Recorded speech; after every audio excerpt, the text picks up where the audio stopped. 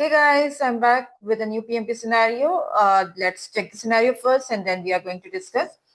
The scenario is a long one. Please bear with me. A project manager has identified stakeholders for a software development project. The sales team will be the primary users of the new software application. The IT department will be responsible for deploying and maintaining the new software application. And the project sponsor, who is the executive person responsible for approving the project and providing the funding. So these are all the different stakeholders identified in the software project. The project manager is in the planning phase of the project and must engage the stakeholders. What is the most important thing for the project manager to do to build shared understanding among all these stakeholders? This is interesting. Let's check the option choices. Actually, there could be multiple answer to this question, but let's see what the option choices entail. Option A, hold a kickoff meeting with all the stakeholders. Option B, create a stakeholder register and communication plan. Option C, identify the stakeholders' needs and expectations. And option D, document the stakeholders' concerns and risks. So to answer this question, the very first thing that we need to take into consideration is at what step we are currently standing. So this is a project in planning stage. And all these different 3 to 4 major categories of stakeholders are identified, right? Of course, there are going to be multiple different roles and people in there. For instance, IT department will have multiple roles and stakeholders in there. The other areas are also going to be, the sales team is also going to have multiple people and roles in there. So we have identified that, and from the process understanding, we need to recall what do we do right after identification of stakeholder. So we identify stakeholder, then we analyze the stakeholders, right? So analysis is like, what does it do? It helps us understand our stakeholders, like based on their needs, expectations, requirements, the do's and don'ts with respect to their expectations, what we want from them, what they want from us, what is their power, what is their interest, what's their influence, are they direct, indirect, internal, external. Based on that, we understand that like in the capacity of power, interest, influence, legitimacy, and different other attributes based on which stakeholders are usually attributed.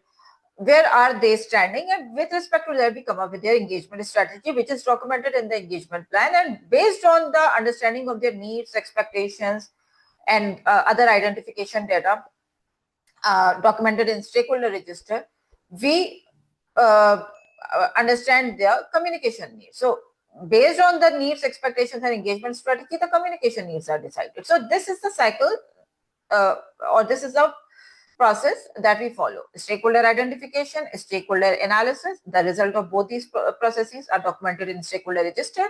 Then stakeholder engagement planning and the related understanding, which is documented in stakeholder engagement plan, and the stakeholder communication criteria and strategy development and planning related to that, which is documented in communication management plan.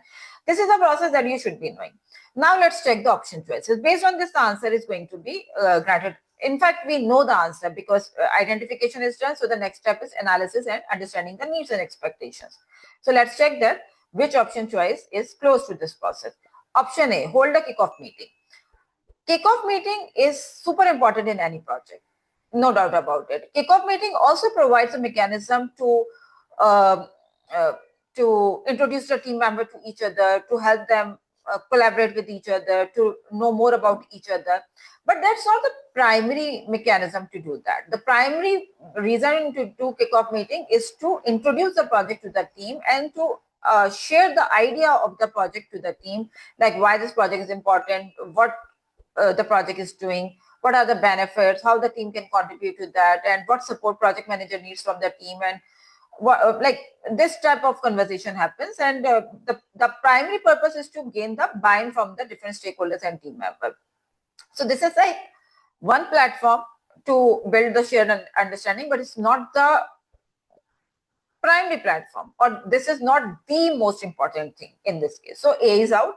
B, create a stakeholder register and communication plan. I I agree with the first part. Create a stakeholder register. Yes, as a result of stakeholder identification, or as the next step to stakeholder identification, we do stakeholder analysis and we do update the stakeholder register. But communication plan comes later in the process. So this is not fully correct. So B is out. As I've already explained that why B is wrong, so I'm not going in details.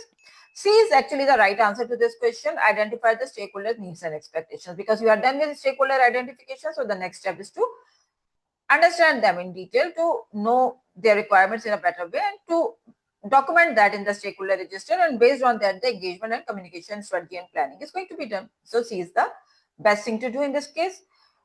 D, although happens in the overall project planning phase, but D at this point is not the primary thing. Yes, while analyzing the stakeholder needs and expectations, the stakeholder concerns, risks, constraints, assumptions, this and that is going to be discussed. I know. In a sense, all of these answers are correct. In a sense, all these answers are correct for this shared understanding establishment among the stakeholders, but they're asking about the most important thing for the project manager to do. Like one thing out of these four, if we want to go for as per the PMI mindset, what is that? Then that's C. So although understanding the risk, concerns, all of that is important, but that is not the most important.